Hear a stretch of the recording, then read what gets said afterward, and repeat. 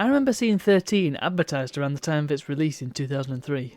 It looked fascinating, an FPS in a cartoon style, the sort which I'd never seen before.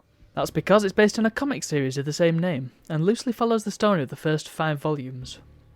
It would be a long time before I got to play it. Let's see if it was worth the wait. 13's opening sees a bloke washed up on a beach with no memory of who he is and how he ended up in such a situation. The only possession he has is a key, which turns out to be for a safe deposit box in a bank. Isn't this all sounding rather familiar? Anyone who's seen The Bourne Identity is probably having a bit of deja vu. So let's discuss the actual gameplay. When all's said and done, it's a pretty standard FPS. It actually feels like a slower paced Quake 2, with a nice variety of weapons to use. Pistols, shotguns, assault rifles, throwing knives. It's a good assortment, though nothing overly spectacular. Of course, the best weapon in the entire game is the chair.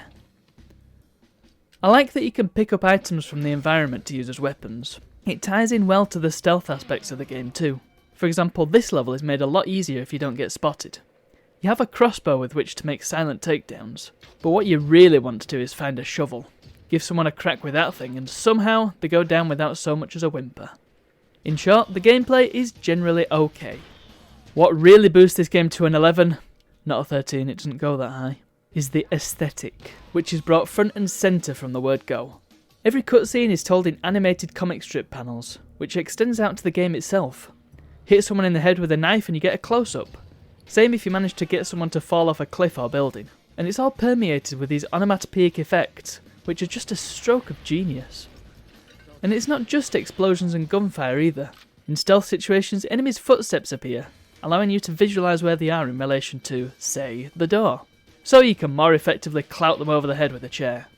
If they're talking, a speech balloon will appear over their heads, another great touch and a fantastic alternative to simple subtitles.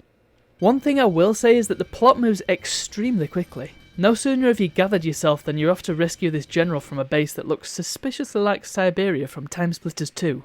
I wouldn't trust this guy to run an op, not if he can't even remember what he had for breakfast yesterday. I'm also not massively impressed by the quality of the animations. If you think about comic strips, they're often full of great action scenes that, despite being static printed pages, still feel animated and lively. Yet many of the animations in 13 are a bit flat. Characters stand stone still when talking, and enemies don't quite react in the way you'd imagine when you punch them in the face. The reloading animations are cool though. Those that you get to see anyway. I've yet to see this aesthetic matched in any other game. Sure, there have been plenty of cel-shaded games before and since 13, but nothing quite like that crisp comic book style.